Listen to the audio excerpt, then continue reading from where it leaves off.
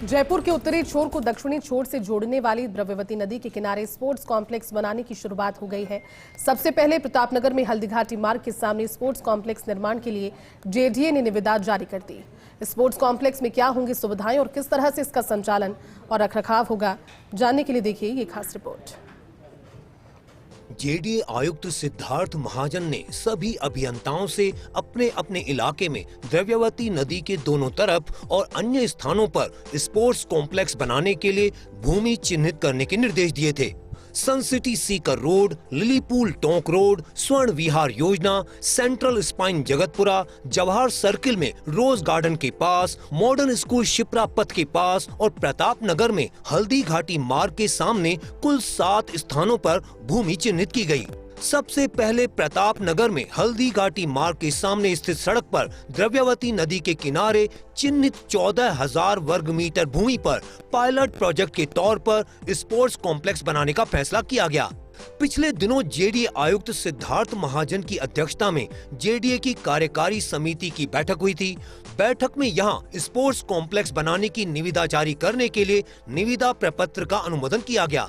इसके बाद जेडीए की ओर से कॉम्प्लेक्स निर्माण के लिए निविदा जारी कर दी गई है। इस प्रस्तावित स्पोर्ट्स कॉम्प्लेक्स की लागत करीब 8 करोड़ रुपए है। इस लागत की 85% राशि जेडीए वहन करेगा, जबकि 15% राशि निविदा में चयनित फर्म वहन करेगी।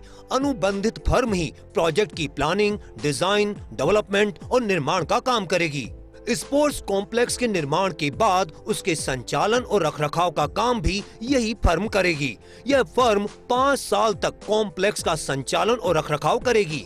जेडीए की स्वीकृति से इसे 2 साल के लिए और बढ़ाया जा सकेगा। कॉम्प्लेक्स में विभिन्न खेल सुविधाएं उपलब्ध कराने के बदले लिया जाने वाला शुल्क फर्म ही वसूलेगी। वसूली गई राशि में से जेडीए की हिस्सेदारी कितनी रहेगी, उसी आधार पर निविदा जारी की गई है। जो फर्म सबसे ज्यादा हिस्सेदारी जेडीए को देने का प्रस्ताव देगी, उसी फर्म का निविदा में चयन होगा। फर्म अपनी मर्जी से चाहे तो निविदा में निर्धारित सुविधाओं के अलावा भी अन्य खेल सुविधाएं विकसित कर सकेगी, लेकिन फर्म को इसके लिए जेडीए की स्वीकृति लेनी होगी। यह पहली बार है जब जेडीए इस मॉडल पर इस तरह स्पोर्ट्स कॉम्प्लेक्स का निर्माण करेगा। निविदा में भाग लेने के लिए फर्म के लिए जरूरी होगा कि उसके पास इस तरह के sports complex, recreational facility, community sports facility आदि के संचालन व रखरखाव का न्यूनतम 3 वर्ष का अनुभव हो। इसी तरह फर्म के लिए यह भी जरूरी होगा कि पिछले 5 वर्ष में उसने इस तरह के कॉम्प्लेक्स का निर्माण किया हो। कार्यादेश मिलने के 6 माह के भीतर स्पोर्ट्स कॉम्प्लेक्स निर्मित करना होगा। निविदा प्राप्ति की अंतिम तिथि 13 अगस्त है। 19 अगस्त को तकनीकी निविदा खोली जाएगी। जेडीए की ओर से विकसित किए जा रहे इस प्रोजेक्ट में विभिन्न खेल सुविधाएं विकसित की जाएंगी।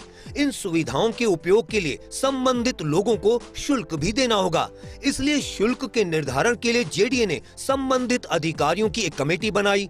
कमेटी ने मामले में बाजार दर का अध्ययन करने के बाद अपनी सिफारिशें सौंपी। जेडीए ने इन सिफारिशों को अपनी मंजूरी दे दी है। इन्हीं के मुताबिक इस प्रस्तावित स्पोर्ट्स कॉम्प्लेक्स में शुल्क निर्धारित किया है। आपको बताते हैं इस स्पोर्ट्स कॉम्प्लेक्स में कौन सी खेल सुविधाएं विकसित की जाएंगी और इन सुविधाओं का उपयोग करने के लिए आम जन को कितनी राशि देनी होगी। स्पोर्ट्स कॉम्प्लेक्स में 4 pickle ball court, 1 tennis court, 1 skating rink, 1 box cricket, 1 box football, children activity zone, open event lawn, food court, cafeteria, admin building, parking area, landscaping, lighting, CCTV surveillance system आदि विकसित किए जाएंगे। प्रति घंटा tennis court या pickle ball court में खेलने के लिए 600 रुपए देने होंगे। बॉक्स क्रिकेट एरेना में खेलने के लिए आम जन को प्रति घंटा 1750 रुपए देने होंगे। बॉक्स फुटबॉल एरेना में खेलने के लिए आम जन को प्रति घंटा 1750 रुपए देने होंगे। शहर में खेल सुविधा विकसित करने के तौर पर करीब 20 साल पहले जेडीए ने जगतपुरा में शूटिंग रेंज का निर्माण किया था। अब एक बार फिर हल्दी घाटी मार्ग के सामने की स्थित सड़क पर स्पोर्ट्स कॉम्प्लेक्स विकसित करने की कवायद शुरू की गई है। इसके अलावा स्पोर्ट्स कॉम्प्लेक्स के निर्माण के लिए 6 स्थान और चिन्हित किए गए हैं। कैमरा पर्सन यासीन के साथ Abhishek Srivastava, First India News, Jaipur.